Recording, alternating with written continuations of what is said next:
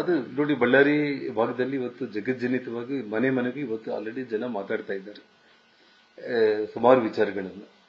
ಆದ್ರೆ ಏನು D K Shivakumar ಅವರು ಸತೀಶ್ ಜಾರಕಿಹೊಳಿ ಅವ್ರನ್ನ ಮಣಿಸೋದಕ್ಕೆ ಯಾರಾದ್ರೂ ಒಬ್ರು ಬೇಕು ಅಂತೇಳಿ, ಅದು ಶ್ರೀರಾಮುಲ್ನ ಹೇಗಾದ್ರೂ ತಗೋಬೇಕು ಅಂತೇಳಿ ಶ್ರೀರಾಮುಲ್ಗೆ ಇಲ್ಲಿ ಇರೋ ವಾತಾವರಣ ನೋಡಿಕೊಂಡು ಇದೆಲ್ಲ ಕೂಡ ನಾನೇ ಟಿವಿಗಳಲ್ಲಿ ನೋಡ್ತಾ ಇರೋದು. ಅದೇನು ನನಗೆ ನೇರವಾಗಿ ಬಂದು ಯಾರು ಹೇಳಿದ್ದಂತಲ್ಲ. ನಾನು ಹೇಳ್ತಾ ಇರೋದೇನೆಂದ್ರೆ, ನೀವು ಇರಬೇಕಾ ಬಿಡಬೇಕಾ ಅದು ನಿನಗೆ ಮತ್ತು ಪಕ್ಷಕ್ಕೆ ಬಿಟ್ಟಿದ್ದು. ಇದು ಜನಾರ್ದನ್ ರೆಡ್ಡಿ ವಿಚಾರ ಅಲ್ಲ. ಇದು ಅಲ್ಲ, ನಾನು ಹೇಳ್ತಾ ಇರೋದು ನನ್ನ ವಿಚಾರ ಅಲ್ಲ. ನಿನ್ ಮನಸ್ಸಿಗೆ ಏನ್ ತೋಚುತ್ತೆ, ಏನ್ ಅನ್ನುತ್ತೆ, ಇರಬೇಕಾ ಅಥವಾ ಕಾಂಗ್ರೆಸ್ಗೆ ಹೋಗ್ತೀರಾ, ಇನ್ನೊಂದಕ್ಕೆ ಹೋಗ್ತೀರಾ, ಇನ್ನೊಂದು ಯಾವ ವಿಚಾರ ಏನನ್ನೋದು ಅದು ನಿನಗೆ ಬಿಟ್ಟಿದ್ದು. ಯಾಕಂದ್ರೆ ಅದು ವ್ಯಕ್ತಿ ಸ್ವಾತಂತ್ರ್ಯ ಅನ್ನೋದು ಇರುತ್ತೆ. ಆದ್ರೆ ಹೋಗ್ತಾ ಹೋಗ್ತಾ 40 ವರ್ಷಗಳ ಕಾಲ ಜನಾರ್ದನ್ ರೆಡ್ಡಿ ಮಾಡಿದ್ದೆಲ್ಲದನ್ನು ಕೂಡ ಬೂದಿಯಲ್ಲಿ ಆಗ್ಬಿಟ್ಟು ನೇರವಾಗಿ ನನ್ನ ಮೇಲೆ ಆರೋಪ ಮಾಡಿ ಹೋಗ್ತಾ ಇರುವಂತದ್ದು.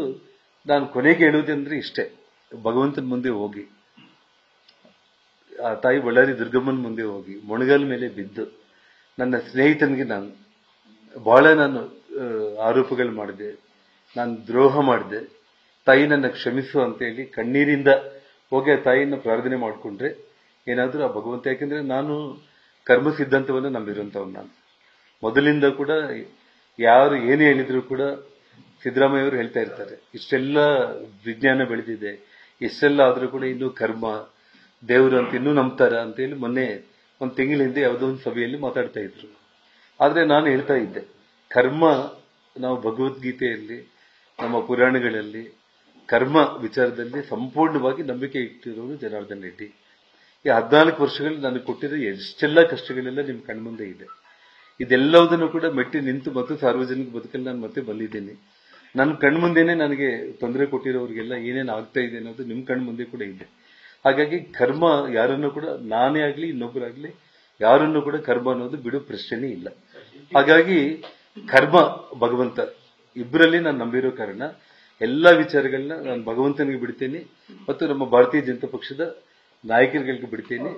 ಕೊನೆಯದಾಗಿ ನಾನು ಒಂದು ಮಾತಂತೂ ಹೇಳ್ತೇನೆ, ಪಕ್ಷ ಈ ಕ್ಷಣಕ್ಕೂ ಕೂಡ ಅದು ಶ್ರೀರಾಮುಲು ಆಗಿರ್ಬೋದು, ಯಾರೇ ಆಗಿರ್ಬೋದು, ನನ್ನನ್ನ ಹೋಗಿ ಅಲ್ಲಿ ನೀನು ಕೆಲಸ ಮಾಡಬೇಕು ಅಂತೇಳಿ ಹೇಳಿದ್ರೆ ಯಾರಿಗಾದ್ರೂ ಕೂಡ ಶ್ರೀರಾಮುಲನ್ನ ಸೇರಿ ಎಲ್ಲರಿಗೋಸ್ಕರ ಕೂಡ ಈ ಕ್ಷಣಕ್ಕೂ ಕೂಡ ನಾನು ಕೆಲಸ ಮಾಡ್ತೀನಾಗ್ಲಿ.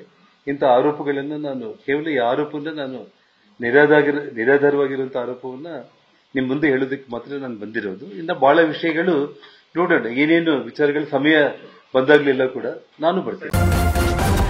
ನ್ಯೂಸ್ ಫಸ್ಟ್, ನಿರ್ಭೀತಿಯಿಂದ ನಿಮ್ಮ ಪರವಾಗಿ.